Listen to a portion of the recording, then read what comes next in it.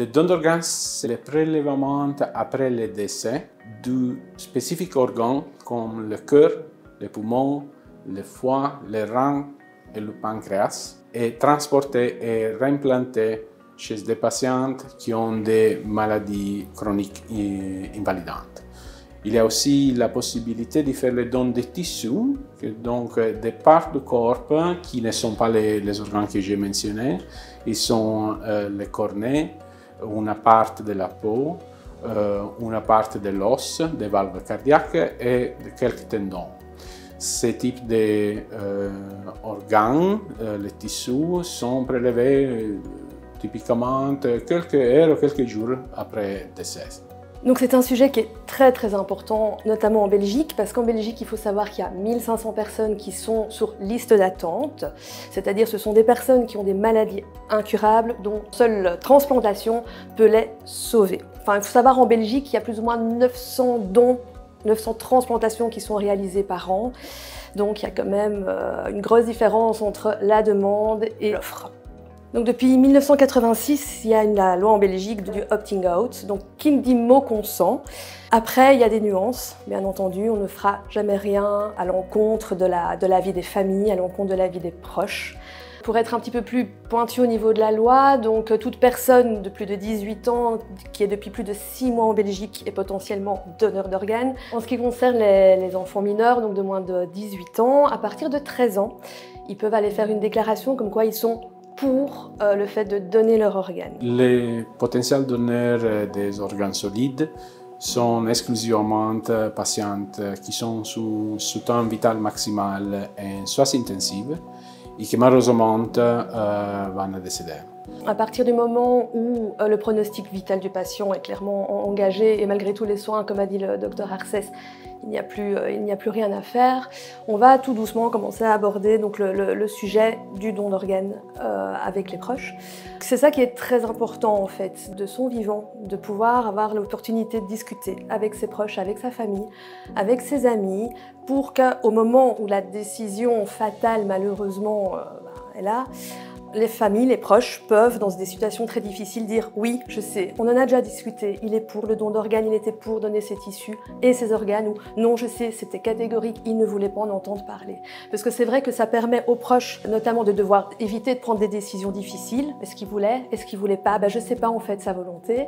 Et en même temps, ça va permettre également donc, à l'équipe soignante de pouvoir mettre en œuvre beaucoup plus facilement donc, toutes ces démarches. Donc on va téléphoner à notre centre de transplantation parce qu'ici à Iris Sud on a un hôpital annexe. On va téléphoner donc à Erasme avec qui on a un partenariat et qui vont à ce moment-là regarder au niveau du registre national donc s'il y a eu opposition ou pas au don d'organes. Et puis petit à petit la machine va se mettre en route. On va aborder le sujet avec la famille.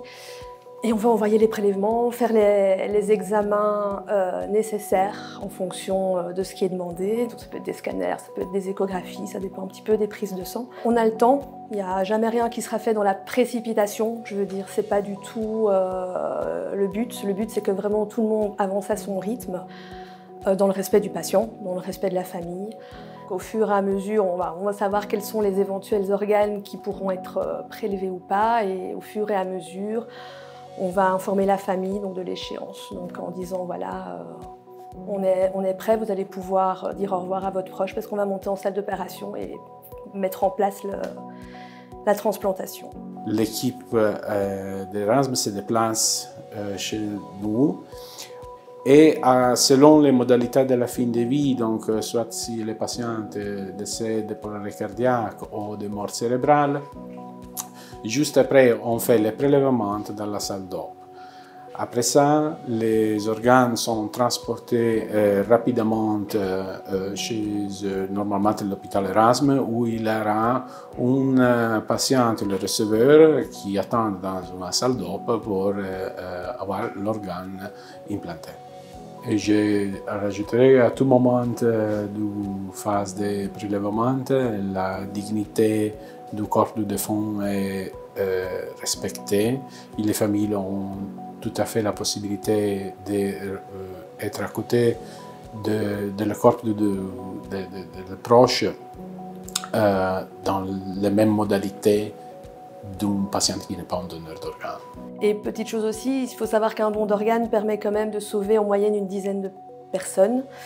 Le dernier en date, on avait eu un témoignage, donc un don de cornée, donc la membrane au niveau des yeux. Les cornées ont été prélevées chez nous, elles ont été transplantées à Erasme chez une jeune dame d'une quarantaine d'années qui était célibataire, seule avec un enfant et qui avait des migraines insupportables suite à ses problèmes de vue, incapable de s'occuper de son enfant, de plus en plus difficile à dormir, enfin, c'était vraiment insupportable pour elle. Elle a bénéficié donc d'un prélèvement qui a eu lieu ici au sein des hôpitaux Iris Sud et vraiment du jour au lendemain, plus de migraines, elle a retrouvé le sommeil, elle a pu reprendre petit à petit une vie un peu plus normale, on va dire. C'est vraiment un soulagement de la mort, de savoir qu'on peut utiliser encore la mort comme une option thérapeutique pour quelqu'un d'autre. Psychologiquement parlant, c'est voilà, jusqu'au bout, sa mort n'a pas été inutile et c'est vrai que ça parfois on voit ce sourire qui malgré les situations très compliquées, ce petit sourire parfois sur le visage des familles en fait. Et là-dessus on se dit bah voilà, c'est pas qu'on travaille pour rien, pas du tout, mais jusqu'au bout on peut apporter un petit espoir ou un petit... Je sais pas comment expliquer, c'est valorisant, c'est valorisant et pour la famille et pour le patient qui décède et pour nous.